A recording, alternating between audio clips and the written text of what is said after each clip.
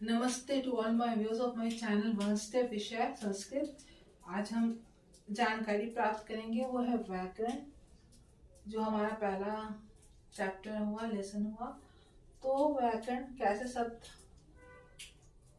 शास्त्र कैसे बना, शब्द कैसे हम प्रयोग करते हैं, उसको क्या नियम है, उससे सबसे वाक्य कैसे बनता है, वाक्य बनाने के क्या नियम है, शब्द में क्या क्या आते हैं वो हम जानेंगे। ठीक है, तो मैंने बोला व्याकरण। व्याकरण के कैसे, जो हम इसे दो भाग में करेंगे तो क्या होगा, वै जो अकरण। वै का मतलब यहाँ हुआ अर्थ और अकरण का मतलब नियम, अर्थ। और हम इसे अनुवाद भी लिख सकते हैं, मतलब एक वाक्य बनाते हैं, शब्दों के समूह को हम वाक्य कहते हैं। वाक्य कैसे बनाते हैं, उसका क्या अर्थ हो, कैसे हम उसे अनुवाद करते हैं, उसका नियम बनाने के क्रम को हम व्याकरण में अंतर्गत आता है। जैसे मैंने पहले बोला, शब्दों के समूह को हम वाक्य कहते हैं। शब्द कैसे बना, पहला क्या है, अक्षर, तो सबको जानते हैं, आ ई क ख ग घ, ये सब अक्षर हुआ। अ से बना आम, अ एक अक्षर हुआ, उससे एक शब्द बना, क्या बना वो आम। आम से क्या बना, अनीता आम खा रही है। ठीक है, अनीता आम खा रही है। अ से बनाई है, आम से बनाई है, कुछ भी, मगर एक वाक्य जो एक सही अर्थ में और एक सही नियम के अनुसार बने, उसे हम कैसे जानते हैं, क्या हमें उससे जानकारी कैसे मिलती है, वो व्याकरण से। ठीक है, तो आगे हम इसे जानेंगे और अच्छे से। तो इसके नियम को हम जानने के लिए आगे पढ़ेंगे व्याकरण के बारे में, और संक्षेप में, और मैंने डिस्क्रिप्शन बॉक्स में भी दिया हुआ है सब, आप वहां से भी देख सकते हैं। तो व्याकरण क्या है,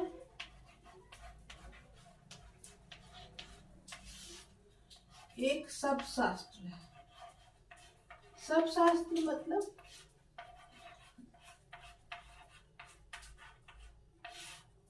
शास्त्र, जो हम शब्दों के शास्त्र, यहाँ पर क्या मतलब हुआ, अध्ययन। शास्त्र यहाँ मतलब शब्दों के अध्ययन को हम शब्द शास्त्र कहते हैं। व्याकरण हमें वही अध्ययन कराता है, शब्द के शास्त्र है, जो एक हमें शब्दों का प्रयोग का हमें सम्यक ज्ञान होता है। व्याकरण क्या है, व्याकरण एक शब्द शास्त्र है जिससे हम शब्दों का प्रयोग, अर्थ, नियम का हमें सम्यक ज्ञान होता है। ठीक है, वो मैंने डिस्क्रिप्शन बॉक्स में दिया है सब, उसका परिभाषा व्याकरण क्या होता है। तो शब्द शास्त्र है जिसके अध्ययन से हमें शब्दों के अर्थ, शब्दों की उत्पत्ति, पहले वो शब्द कहाँ से उत्पन्न हुआ, उसका उत्पत्ति, अर्थ,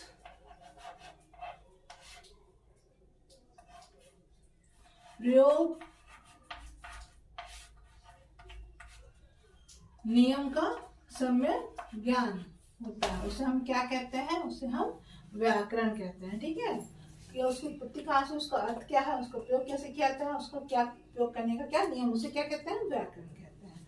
तो व्याकरण ये हुआ। व्याकरण एक शब्द शास्त्र है, और शब्द शास्त्र के अंतर्गत क्या आता है ये हमें जानना है। शब्द शास्त्र, पहले क्या बनेगा, पहले वर्ण आएगा, वर्ण से के बाद क्या बनेगा, शब्द बनेगा, शब्द के बाद क्या बनेगा, वाक्य बनेगा, और वाक्य के बाद क्या होगा, संज्ञा।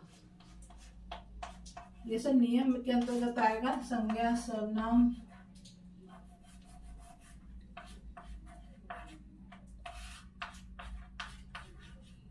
आदि।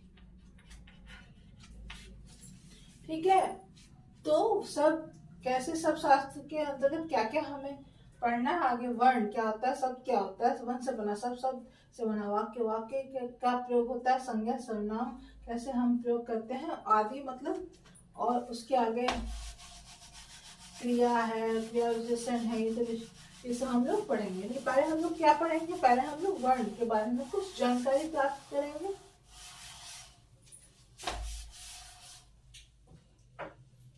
वर्ण, वर्ण एक शब्द का वो खंड इसके टुकड़े ना हो सके उसे हम वर्ण कहते हैं। मतलब अनीता में पहला वर्ण अक्षर क्या है? अ, इसका टुकड़ा नहीं हो सकता, उसे हम वर्ण कहते हैं। ठीक है, तो अ आ गया वर्ण के अंतर्गत। अब वर्ण के दो भाग होते हैं। वर्ण के दो भाग होते हैं, स्वर और व्यंजन। ठीक है, तो वर्ण शब्दों का वो खंड जिसके टुकड़े ना हो सके उसे हम वर्ण कहते हैं। जैसे अ हुआ, आ हुआ, ई हुआ, छोटी ई, बड़ी ई, छोटा ऊ, बड़ा ऊ। ठीक है, वैसे ही। और उसके भी दो भाग होते हैं, स्वर और व्यंजन। ये सब मैंने डिस्क्रिप्शन में दिया है, आप वहां से भी देख सकते हैं और पढ़ सकते हैं, समझ सकते हैं, उपयोग कर सकते हैं। और आगे हम जानेंगे स्वर के बारे में। स्वर, स्वर जो वर्ण बिना किसी दूसरे वर्ण की सहायता से बन सके उसे हम वर्ण कहते हैं, स्वर कहते हैं। सॉरी, जो वर्ण बिना किसी दूसरे वर्ण की सहायता से बने उसे हम क्या कहते हैं? स्वर कहते हैं। जैसे आ, ई, छोटी ई, बड़ी, छोटा और बड़ा। ठीक है, ये सब डिस्कशन में मैंने परिभाषा दिया है, वहां से देख सकते हैं। तो बिना किसी दूसरे वर्ण की सहायता से, बिना इसके अंतर्गत कोई वर्ण नहीं आ रहा है, इसके अंतर्गत कोई वर्ण नहीं आ रहा है। ठीक है, तो इसे हम स्वर। और स्वर तीन प्रकार के होते हैं। पहला क्या हुआ? ह्रस्व स्वर, ह्रस्व स्वर। दूसरा हुआ दीर्घ स्वर और तीसरा हुआ पलुत स्वर। ठीक है, तो इसके तीन भाग हैं।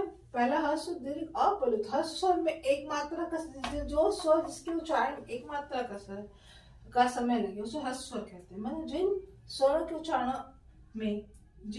के उच्चारण में एक मात्रा का समय लगे उसे ह्रस्व स्वर कहते हैं। दीर्घ स्वर जिन स्वरों के उच्चारण में एक से अधिक या दो मात्रा का समय लगे उन्हें दीर्घ स्वर कहते हैं। और जिन वर्णों के उच्चारण में दो से अधिक या तीन से अधिक तीन से अधिक का समय लगे उसे पलुत स्वर कहते हैं। ये हुआ स्वर के तीन भाग। अब हम आगे जानेंगे, जैसा मैंने डिस्क्रिप्शन में दिया है। उसके बाद आता है व्यंजन। जो वर्णों व्यंजन, व्यंजन क्या होता है? जो वर्ण बिना किसी दूसरे वर्ण के बिना नहीं प्रयोग, जो वर्ण बिना दूसरे वर्ण के बिना नहीं बन सकता है या नहीं प्रयोग किया जा सकता है, मतलब इसको एक वर्ण दूसरा वर्ण का उपयोग करना ही होता है, उसे व्यंजन कहते हैं। जो वर्ण बिना किसी दूसरे वर्ण के बिना नहीं बन सकता है। स्वर क्या था? जो बन सकता है, जो बिना किसी दूसरे वर्ण के बन सकता है, उसे बिना दूसरे वर्ण का प्रयोग किए बन सकता है, उसे हम स्वर कहते हैं। बिना दूसरे वर्ण के बिना नहीं बन सकता है, का प्रयोग किए बिना नहीं बन सकता है, मतलब इसमें प्रयोग करना है। किसका प्रयोग करना है? वर्ण का। उसे हम क्या कहते हैं? उसे हम व्यंजन कहते हैं। और स्वर क्या था? स्वर जिसका प्रयोग हम, वर्ण का प्रयोग हम नहीं करते थे, दूसरे वर्ण का प्रयोग हम नहीं करते थे, उसे क्या कहते थे? हम स्वर कहते थे। दूसरे वर्ण का प्रयोग करें तो क्या कहेंगे हम? उसे व्यंजन कहेंगे। ठीक है, तो व्यंजन के भी होते हैं, जैसे उदाहरण मैं दूंगी।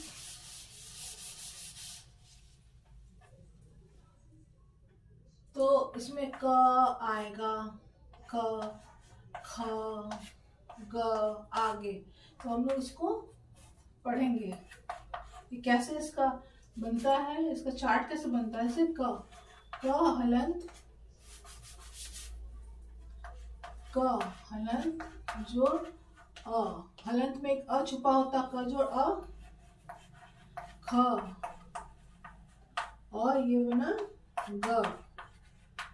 तो ये बिना दूसरे वर्ण का बिना नहीं बन सकता, मतलब स्वर था वो अकेले बन गया, ये एक वर्ण का सहारा लिया, उसका प्रयोग किया, तब एक जाके एक अक्षर बना, ठीक है, एक वर्ण बना। तो ये व्यंजन होता है। जो व्यंजन क्या होता है, जो दूसरा वर्ण का भी उपयोग करे। तो दो हुआ, ठीक है। तो ये आएगा आपका कवर्ग में। मैं आप आगे नेक्स्ट सेशन में क्लास में बताऊंगी कैसे इसका चार्ट होता है, उस कैसे आपको याद करना है, ठीक है। उसका क्या और भी प्रयोग होता है। यहाँ तक आज तक हम लोग जाने, इसे आप रिवाइज करिए, समझिए। डिस्क्रिप्शन लिंक में मैंने सब दिया है, दी हूँ सब। और आगे देखिए, जैसे हम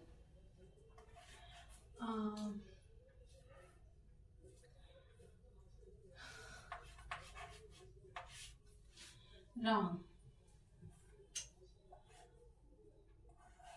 कक्षा, ठीक है, ये दो शब्द है। राम कैसे बना और कक्षा कैसे बना। तो र जो अ हुआ और म जो अ हुआ, ठीक है। तो ये राम बना। तो हम क्या देख रहे हैं, र में एक अ छुपा हुआ हलन, जैसे मैंने बताया था, अ हुआ। तो ये क्या हुआ, जो दो वर्ण का यूज किया तब, प्रयोग किया तब ये रा बना, है ना। और म में एक छुपा हुआ है, जब म का उच्चारण करते हैं राम, तो एक अ छुपा हुआ राम हो गया। अब आगे हम देखेंगे,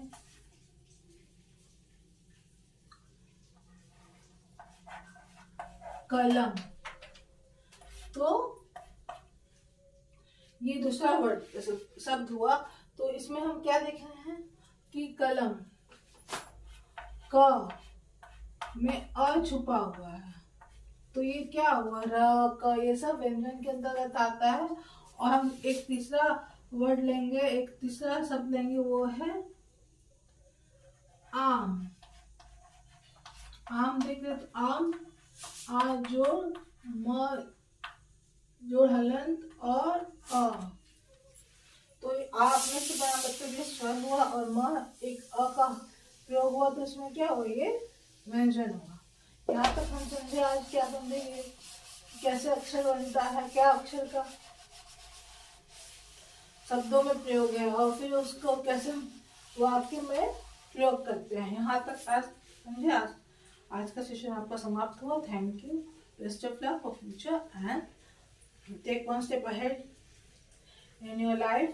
Always be positive and one step Vishaya. Please subscribe my channel One Step Vishaya. One Step Vishaya. Don't mess with one step, okay? मेरा चैनल का नाम One Step Vishaya है, तो प्लीज सब्सक्राइब माय चैनल।